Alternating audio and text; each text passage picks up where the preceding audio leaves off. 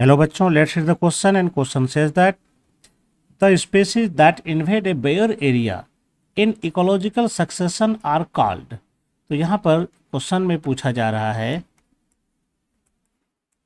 कि अगर कोई एरिया बेयर एरिया है, मतलब वो अभी एरिया खाली है, बिल्कुल वहाँ कोई कम्युनिटीज नहीं है ना। यहाँ पर अभी किसी प्रकार का कोई कम्युनिटीज यहाँ पर अभी मौजूद नहीं है ना। अब अगर इस बेयर एरिया में न्यू स्पीसीज आता है ना, वहाँ पर कॉलोनी बनाने के लिए, यानी वहाँ पर रहना शुरू करता है, ठीक है। तो ऐसी कम्युनिटी को कहा जाता है, एक सक्सेशन के दौरान अगर ये कम्युनिटी आती है तो इसको क्या कहेंगे, यानी ये कम्युनिटी जो बनेगी, यानी कि एक तरह से हम लोग कह सकते हैं कि ये फर्स्ट कम्युनिटी है। तो इस फर्स्ट कम्युनिटी को हम लोग क्या कह सकते हैं। तो पहली बार जो फर्स्ट कम्युनिटी होती है किसी भी एरिया में, अगर कहीं पर भी पहला कम्युनिटी जो कि कोलोनाइज करेगा इन ए बैरन एरिया, तो ऐसे कम्युनिटी को हम लोग कहते हैं पायनियर कम्युनिटी, है ना। क्या कहेंगे इसको हम लोग, पायनियर कम्युनिटी कहते हैं।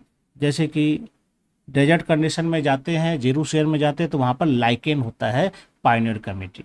उसी तरह से हाइड्रोस्फीयर में जाते हैं तो वहाँ होता है फाइटोप्लैंक्टन होता है। पायनियर कम्युनिटी के बाद जितना और कम्युनिटी आएगा उसको हम लोग कहते हैं, यानी इसके बाद जो आएगा सेरल कम्युनिटी, और जो फाइनल में आता है उसको कहेंगे क्लाइमेक्स कम्युनिटी, जो कि जनरली फॉरेस्ट होता है। तो चलिए देखते हैं ऑप्शन अपना कि क्या ऑप्शन हमारा यहाँ पर कहता है। फर्स्ट में कहता है बेंथोस। तो बेंथोस कम्युनिटी प्राय एक्वेटिक सिस्टम में बॉटम वाले पार्ट्स को कहते हैं। यहाँ पर ये सक्सेशन में इसका यहाँ पर अभी कोई रोल नहीं है, ये फर्स्ट कम्युनिटी नहीं है, तो ये रॉन्ग है। बी में कहता है फाउंडिंग स्पेसीज। तो फाउंडिंग स्पेसीज कहने का तो इसको फाउंडर स्पेसीज कह सकता है, लेकिन ये टर्म यूज नहीं होता है इकोलॉजिकल सक्सेशन के दौरान, है ना।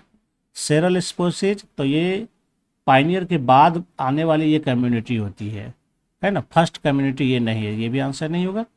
और फोर्थ में पाइनियर स्पेसीज है, ये फर्स्ट कम्युनिटी है, हमारा आंसर यही पाइनियर स्पेसीज हो जाएगा, है ना।